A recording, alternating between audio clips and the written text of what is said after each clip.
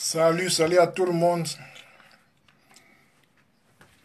Je pense que le son est impeccable.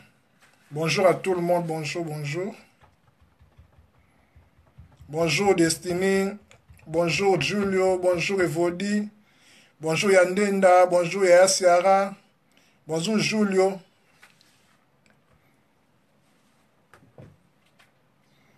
Merci beaucoup, merci, merci.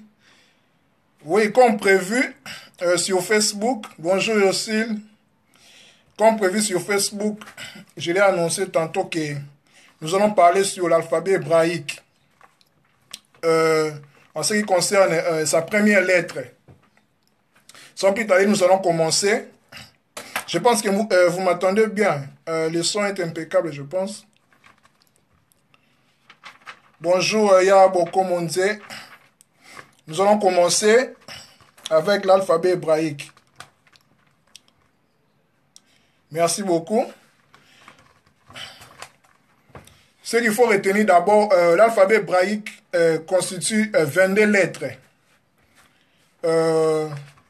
C'est un alphabet aussi alphanumérique. Quand je dis alphanumérique, ça veut dire les lettres équivalent aux chiffres. Il faut retenir aussi que l'alphabet hébraïque ou bien l'hébreu n'a pas de voyelles. Il n'a que des consonnes. Donc 22 lettres, 22 consonnes. Voilà.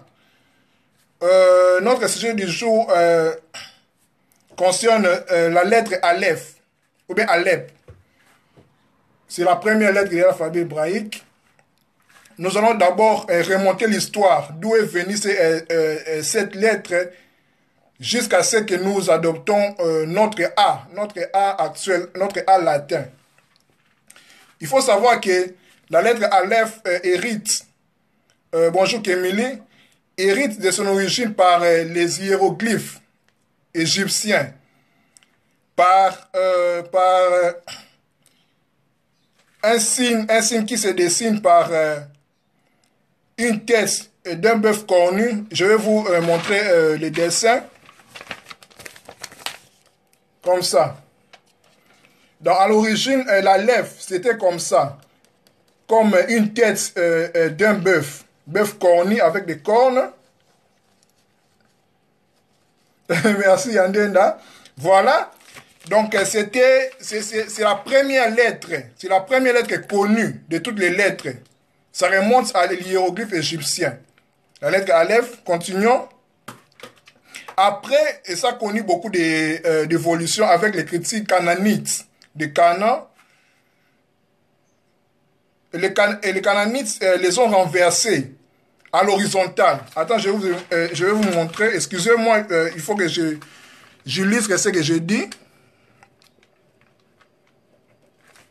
Les cananites l'ont transcrit comme ça, comme notre A.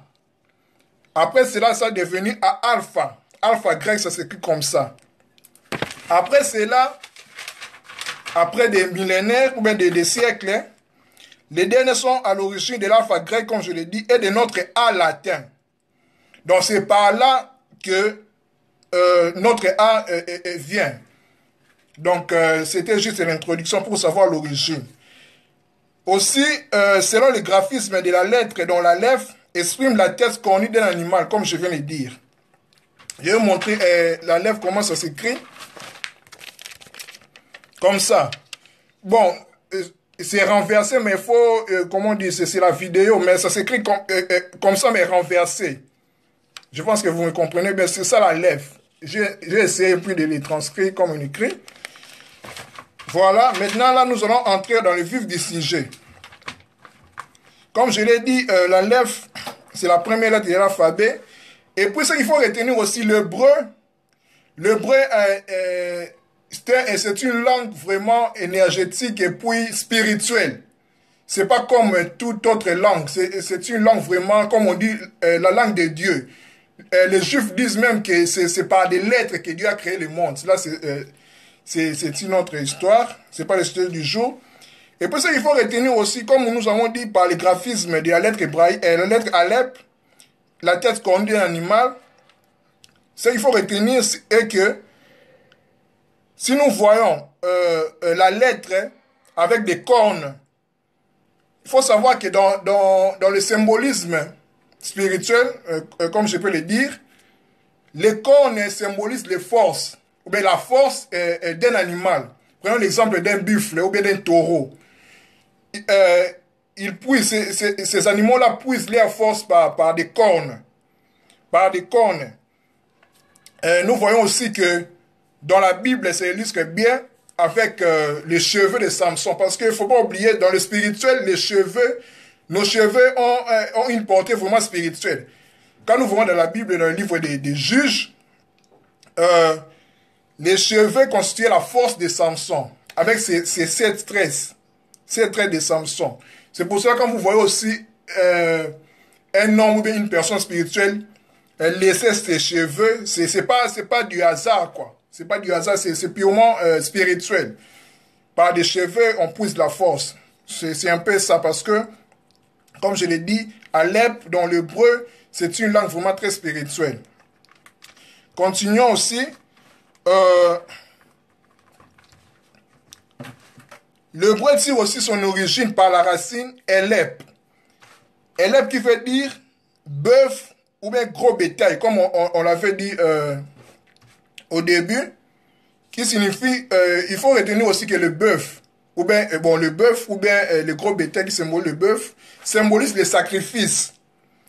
Sacrifice, donc le bœuf est un animal vraiment de sacrifice. Et puis d'abondance. Pourquoi je dis ça? Parce que quand nous voyons, on illustre par la Bible, hein, le bœuf, ça trait avec le Christ. Le Christ devait mourir, donc symbole de sacrifice. Symbole de sacrifice. Et puis il devait mourir pour produire plusieurs petits frères, la famille. Parce qu'il ne faut pas oublier que, comme je l'ai dit, le bœuf est un animal de sacrifice et d'abondance. Christ l'illustre même dans les évangiles, il dit que aussi longtemps que les grains ne meurent pas, il ne va pas produire. Donc il fallait que Christ meure comme un taureau, ou bien une vache, ou un bœuf, pour qu'il qu'il ait aussi beaucoup de prospérité. C'est la prospérité, l'abondance. Donc, dans le principe spirituel, il faut connaître qu'avant de produire plus, il faut mourir. Donc, avant que tu vives, il faut que les grains meurent. C'est aussi symboliquement aussi par ceux qui font les champs, ils savent. Il faut que les grains meurent pour que ça porte des fruits. Voilà. Et puis, Aleph aussi veut dire aussi enseigner par son verbe Aleph. Enseigner aussi, nous voyons aussi, toujours par les Christ, il s'est sacrifié pour nous. Comme je l'ai dit tantôt sur Facebook, beaucoup penseraient que Dieu punissait son fils, le Christ. Non, il ne punissait pas, parce que Dieu l'instruisait, l'enseignait en fait. Dieu l'enseignait. Dieu enseignait que comme Ecclésiaste dit, je pense Ecclésiaste 12, donc les clous là qui étaient percés en Christ, c'était juste l'enseignement des sages d'Israël. Donc, comme la Bible dit, Dieu châtie ceux qu'il aime. Donc, comme on dit, qui aime bien châtie bien. Donc, Dieu, comme Dieu a dit, en tant qu'aimer le monde, il a donné son fils. Donc, il a mis toute son affection à son fils. C'est pour cela, il ne punissait pas, il ne faisait pas le mal, mais il lui instruisait, il lui enseignait quelque chose. C'est pour cela, dans le jardin de Gethsemane, Christ voulait, comme humain étant humain, il ne voulait pas mourir. Mais il dit que, non par ma volonté, mais la volonté du Père. Donc, il fallait qu'il passe par la croix, comme le bœuf, comme sacrifice, comme un enseigné. Donc, nous sommes toujours dans Aleph. Donc, quand je dis Aleph, c'est bœuf ou bien enseigné. Il est passé par l'enseignement, par les sacrifices du Père, pour qu'il meure et puis pour qu'il produise, qu'il ait une postérité aussi prospère. Donc, voilà, dans le bœuf, c'est le symbole, le bœuf ou bien l'Aleph, c'est le symbole du sacrifice et de l'abondance, de la prospérité aussi. Troisième signification de la lettre Aleph, c'est Aloup. Aloup, ça veut dire les princes, maîtres ou bien époux. Ça traite toujours avec Christ, parce que le Christ étant comment on dit, sacrifié, il est passé par l'enseignement du Père, et puis il est devenu maître, il est devenu époux. Donc ça a vraiment une suite vraiment logique, spirituelle. Parce que Christ devait passer par ça, il devait passer par la croix pour qu'il soit enseigné et puis devenir époux, devenir maître. Donc tu ne peux pas devenir maître sans souffrir, sans passer par les calvaires. C'est impossible, c'est un principe. Donc, il fallait qu'il descende dans les lieux inférieurs aux enfers pour libérer les captifs, pour monter. Même Paul le dit. Donc, vraiment, c'est ça. Et puis, comme je l'ai dit, toutes ces significations entrent avec Christ. Et pour ça qu'il faut retenir aussi la lettre Aleph et les commencements. C'est la première lettre. Comme je l'ai dit au début, l'alphabet hébraïque ou bien la langue hébraïque, c'est un alphabet, c'est une langue alphanumérique. Donc, alpha, donc les lettres équivalent aux chiffres. Donc, c'est vraiment ça. Et puis, c'est la lettre du commencement. C'est la lettre de Dieu. Et puis, c'est la lettre aussi du silence. Parce que Aleph, normalement, dans la phonétique hébraïque, ça ne se prononce pas. C'est muet. C'est comment on dit, on peut le dire aussi par les Français, par l'H muet. Mais ce n'est pas vraiment l'H muet, mais on peut les comparer comme ça. Parce que le silence, c'est Dieu. Le silence, c'est Dieu parce que il y a un adage qui dit « Rien dans ce monde ne ressemble plus à Dieu que le silence. » Souvenez-vous aussi dans la Bible, Élie, il a fait tout pour entendre Dieu Dieu n'était pas dans le feu, dans les tremblements de terre, ni par un vent impétueux, mais Dieu était dans un vent léger, donc dans le silence. Donc Aleph, c'est Dieu. C'est le principe un, c'est la lettre des lettres. Donc Dieu se manifeste. Aussi, ce qui est merveilleux aussi, Aleph peut se dire aussi Al. Al, c'est en fait, ou bien Elle, c'est la lettre de Dieu. Et puis, ça commence le mot Elohim. Elohim, que nous appelons Dieu. C'est en fait, c'est le symbole de l'époux divin, qui est aussi Christ, en fait. Et puis, P c'est une lettre aussi que nous verrons plus tard. C'est le P final. C'est en fait, c'est la lettre du langage, la lettre de la parole. Donc, dans la lettre, Dieu parle. Étant silencieux, comme on dit, le silence de Dieu n'est pas son absence. Donc Dieu parle toujours. Donc il se manifeste par son verbe. Et pour ça, il faut retenir aussi la Bible, notre Genèse. Donc notre Bible, dans la Genèse, ça commence par la lettre bête. Comme beaucoup ne savent pas, quand on dit au commencement, Dieu créé les cieux et la terre. Mais ça, il faut savoir, Genèse, en hébreu, c'est Bereshit. Bereshit, là, ça commence par la lettre B. C'est la deuxième lettre que nous verrons, si Dieu le veut, la semaine prochaine. C'est la deuxième lettre, mais normalement, il fallait que la Bible commence par Aleph, la première lettre. Mais ça commençait par Beth. Aleph, ça a gardé le silence. Pourquoi? Parce que Dieu s'est caché, en fait. Parce qu'il faut savoir, Dieu, étant Dieu, Dieu normalement est ineffable, il est inconnaissable. Pour la terre, c'est inaccessible. Il faut que Dieu se manifeste, s'émane. Parce que Dieu comme ça, vous ne pouvez pas le voir. C'est impossible. Il faut qu'il s'émane, qu'il soit à la portée de la compréhension de l'humain. Donc en fait, c'est ça. Donc normalement, la Bible commence par la lettre Aleph, mais c'est caché en fait. Aleph, c'est caché. Parce que ce qu'il faut savoir, quand on dit Bereshit, avant B, la lettre B là, il y a la lettre A, donc Aleph, c'est Dieu qui s'est caché. Mais il s'est manifesté en utilisant son fils pour créer le monde, et puis pour créer les Oléim. Bon, ça peut choquer beaucoup de gens, mais ce n'est pas le sujet du jour, c'était juste une parenthèse. Et puis, comme je l'ai dit, Aleph aussi signifie, symbolise aussi l'origine mystérieuse de l'existence. Donc Aleph, c'est toujours Dieu. Donc c'est les, comment je peux dire, c'est les néants, c'est les non manifestes.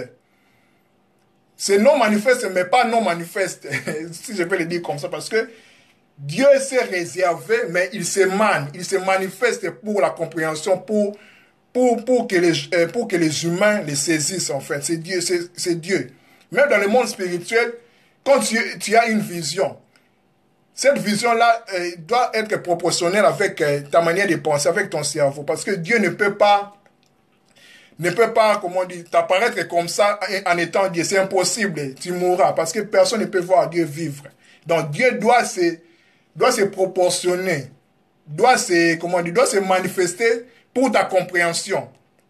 Et puis je vais vous choquer pour vous dire, toutes les apparitions de Dieu à Jacob, à Moïse, tout. Normalement, c'est Dieu lui-même. Parce que quand un ange vient pour vous apparaître comme ça, Dieu, il vient avec le message de Dieu. Il dit que c'est Dieu. Mais normalement, le Dieu, c'est que l'apôtre Jean dit dans la Bible, personne n'a vu Dieu, si ce n'est que le Fils. C'est Dieu-là, le Abba, donc l'inconnaissable, c'est qu'on ne peut pas même dire quelque chose. Lui, il se cache en fait. C'est le Christ qui lui-même l'a vu et puis nous a fait connaître. Comme je l'ai dit, Jacob, Moïse, tout ça, c'était juste les manifestations de Dieu. C'était juste les émanations de Dieu. Donc c'est pour cela, quand un ange vous apparaît, ou bien un être angélique, il dira toujours, c'est moi Dieu en fait. Parce que Dieu se manifeste en fait pour que l'homme, pour que l'humain le comprenne en fait. C'est ça en fait, c'est Dieu. Car Dieu, personne ne peut voir Dieu.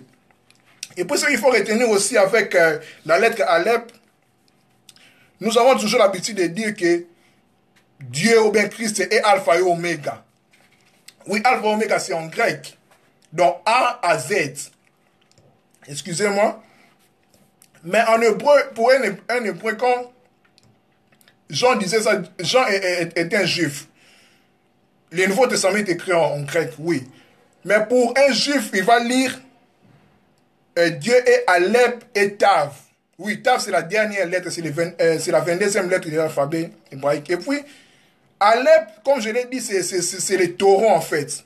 Quand Christ dit, je suis Aleph et Tav, ou bien Alpha et Oméga, je suis le début et la fin. Il se situe dans un temps, quoi. Dans un temps, pour la compréhension humaine. Et puis, ça symbolise aussi l'œuvre de la croix. Aleph étant taureau, comme je viens de dire, ou bien bœuf, sacrifice. Et puis Tav, on va le voir prochainement, c'est la dernière lettre. Tav, c'est en fait, c'est le signe de la croix. Donc, pour symboliser que Christ disait que je suis en fait ce bœuf-là du sacrifice. Je suis le sacrifié. Je suis l'enseigné du Père pour le salut du monde. Et en fait, c'est ça, quand on dit Alpha et Oméga. Donc, Aleph et Tav. Donc, Christ est venu juste pour ramener l'humanité à son, comment dire, au commencement, avant la chute. Il est venu juste révéler à l'humanité le Père. Voilà ce que je pouvais dire avec la lettre Aleph. Je ne sais pas si j'ai oublié quelque chose. Et puis, ça, il faut signaler aussi, Aleph, quand je l'ai dit, c'est le silence de Dieu. Le silence, c'est le monde de pensée qui établit un lien entre le ciel et la terre. Je vais vous montrer encore l'iconographie de la lettre.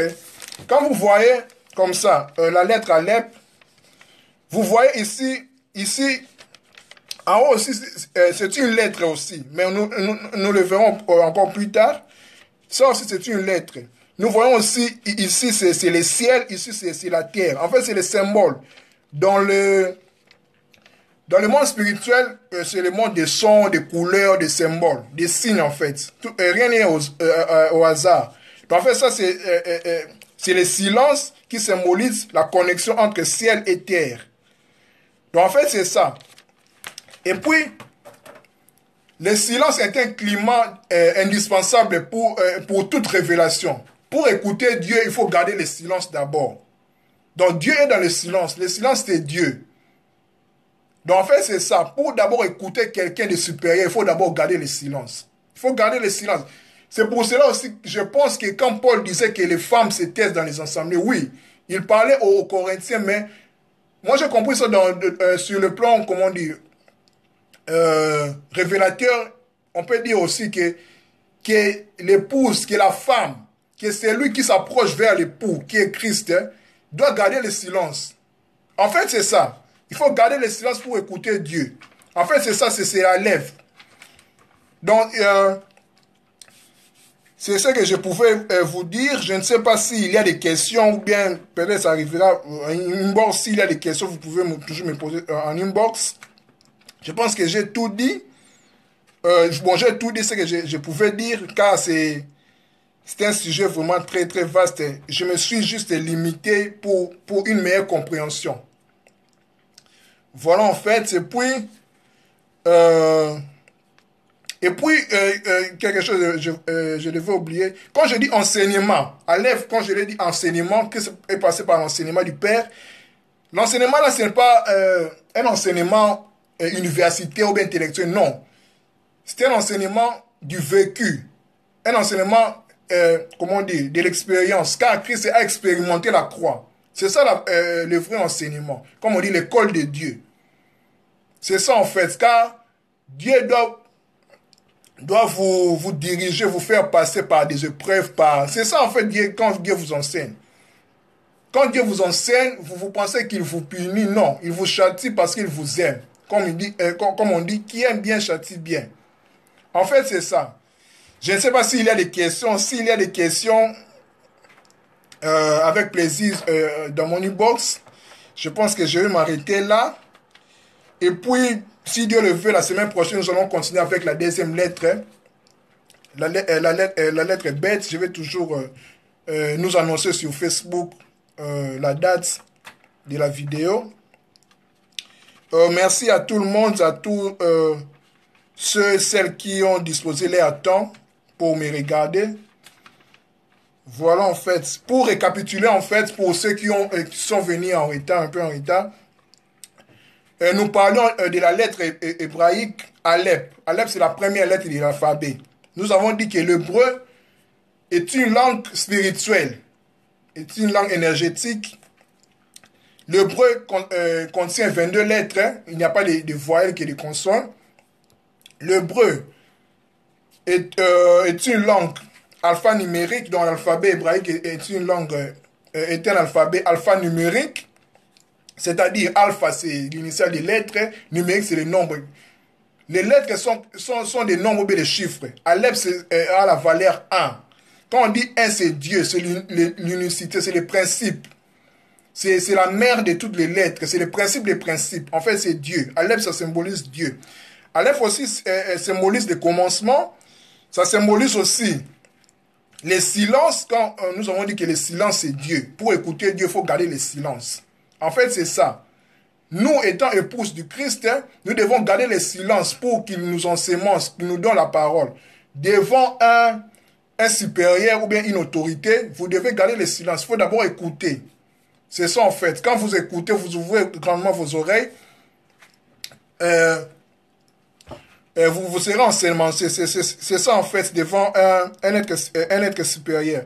Nous avons dit aussi que la lèpre, ça symbolise le bœuf, symbole du sacrifice. Ça symbolise aussi l'enseignement. Et les princes, les maîtres, l'époux, tous les trois concepts, ça nous ramène à Christ. Christ étant l'agneau ou bien le bœuf. Il est passé par la croix, par l'enseignement, car le Père ne le punissait pas, mais l'enseignait. Par là, il est devenu prince, maître, époux. En fait, pour devenir maître, il faut passer par la croix. Il faut être enseigné. Pour devenir enseigné, il faut être enseigné aussi. C'est pour cela que Christ est venu pour, comme il a dit, aller dans toutes les nations, faites des nations mes disciples. Donc voilà. Oui, Ursule, c'est pour les gens qui sont venus un peu en retard. Je fais juste un bref récapitulatif pour ceux qui ont pris la vidéo en cours. Voilà en fait. Et puis, comme je l'ai dit, Aleph, c'est la symbolique de la tête cornue d'un animal. Comme je l'ai montré encore. Ça montre si l'initiale, son origine, c'est la tête cornue d'un bœuf. C'est ça en fait. Nous avons dit que les cornes, c'est le symbole. C'est le symbole de la force. Par exemple, un buffle, puise sa force d'en haut. Nous avons dit aussi que les cheveux aussi symbolisent la force. Nous avons illustré par l'exemple de Samson avec ses tresses qui symbolisaient sa force. Voilà, je pense que j'ai dit tout ce que je pouvais dire. Prochainement, par la grâce de Dieu, la semaine prochaine, nous allons parler deuxième lettre, la lettre bête. Juste pour vous mettre de l'eau dans la bouche. C'est la lettre qui commence la Bible, la Torah dans la Genèse. Donc, quand on dit au commencement, en fait, c'est la lettre B qui commence la bête. Donc, nous allons voir ça la semaine prochaine, si Dieu nous fait grâce. Merci, c'était votre ami et frère, Kalinga Leader. Je pense que la vidéo vous a plu.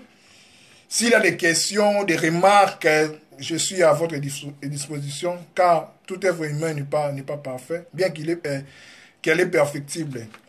Merci, que Dieu vous garde, bonne soirée, à tantôt, bye.